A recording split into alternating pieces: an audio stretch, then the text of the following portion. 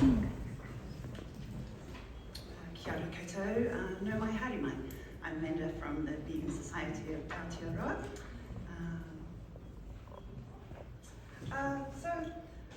Right now I'd like to take you back to 2010. The original Vegan Society, founded in 1992, had been in hiatus for 4 years. Like many volunteer organisations, it simply wasn't seen. And the three of us looked at this notice and thought, New Zealand still needs this. We might need it more than ever. So Alice Shopland, thank you. Alice Shopland was in the early days of the Vegan Society. Jessie Hume was a designer, and at the time I was working for SAFE.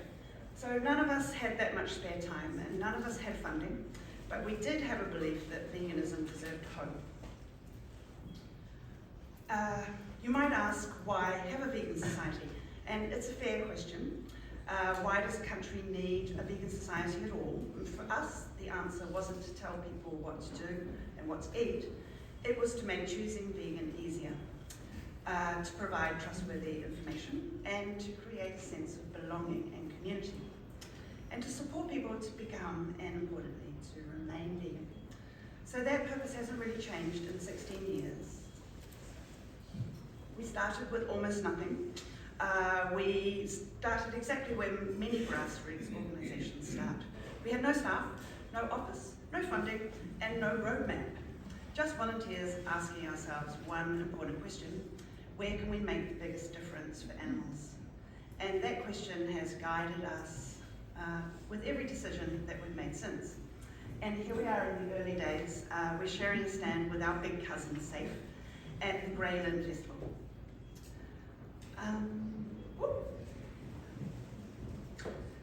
So we had to build something sustainable because passion gets you started, but it doesn't necessarily keep the lights on. One of our biggest challenges has been learning how to build an organisation that's financially sustainable when we had nothing tangible to sell and we had very little funding or income. There were memberships, tea towel sales, fundraising, and yes, more cupcake stalls than we can care to remember. What we did have in spades, however, was volunteering time, volunteering effort, which has now reached around 100 hours per week of volunteer hours. Over time, we built trust, credibility, and community of people willing to support the work. We do because they believed in it. And the services and events that we now offer have become a modest income for us. One answer we kept coming back to was education. People often want to make compassionate choices and to live without harming animals, but they don't always know how. And so we launched our 21-day challenge, which has now helped more than 15,500 Kiwis to try vegan. So this is an online challenge, and it's supported with a Facebook group that offers mentors and dietitians to answer anyone's queries. We've also created an evidence-based nutrition resource series that relates to stages of life. These are professionally written by doctors, dietitians, and nutritionists, and they're all peer-reviewed. Additionally, they follow the Ministry of Health guidelines, so they've been accepted by many New Zealand health organisations like Te Aotearoa and Plunkett. The tweens, adults, and seniors are currently in draft form, and then we'll have the entire lifetime phase. We publish our quarterly lifestyle magazine, and we're up to issue 62.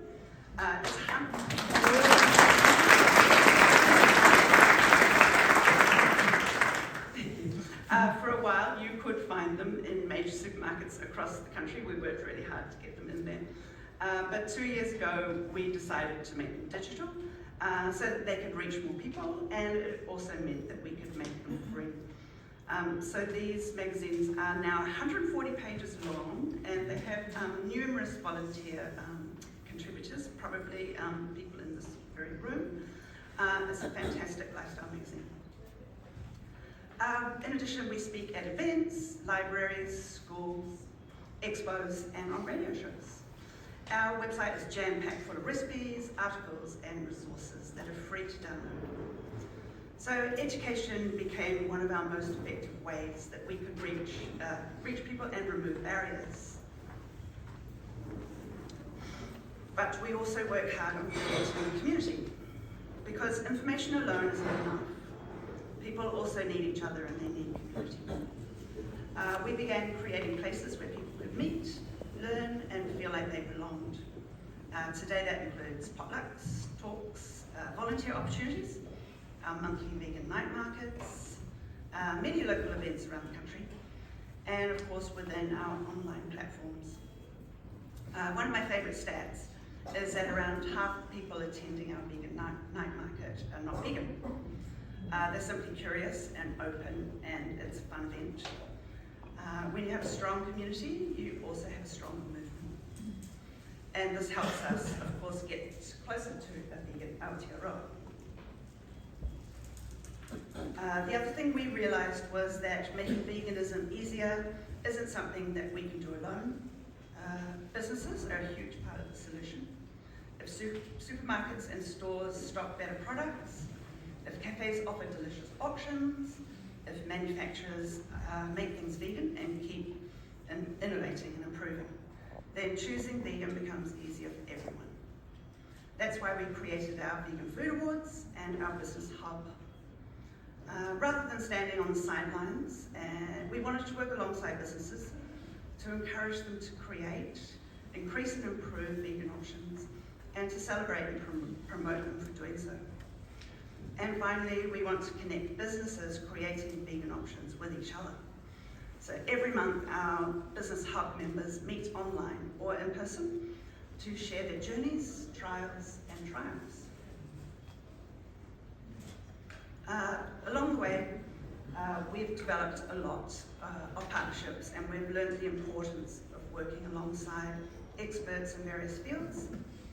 We work with chefs, scientists, health professionals, academics, media and sports people, influencers, and many other organisations.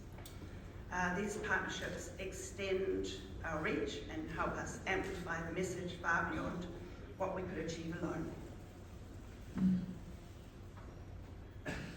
Using our voice as we've grown, we've also found opportunities to advocate. For example, we recently worked alongside other organisations to challenge Woolworths over the reduction of vegan products across New Zealand and Australia. And those groups were Doctors for Nutrition and Vegan Australia.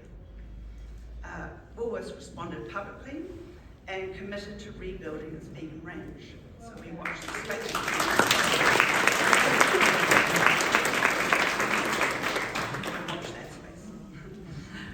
It's a good example of what can happen when organisations work together and communities speak with one voice. So today, the Vegan Society looks very different from those early volunteer days. We have a dedicated team of contractors and an amazing board and close to 100 volunteers and thousands of members and supporters. But the mission is still the same. We're here to make vegan living easier, to educate, to connect people, to work alongside businesses, and to help people create the conditions where choosing compassion becomes the easy choice. So looking ahead, thank you, Christopher. Grassroots organisations don't usually change the world overnight. They do it conversation by conversation, event by event, person by person. Looking back, it's great to see how far we've come and we feel we've had an impact. But looking ahead, it feels like we're only just getting started. And we would love to have more people like you who care about animals and the planet to join us and make the vegan movement even stronger. Thank you.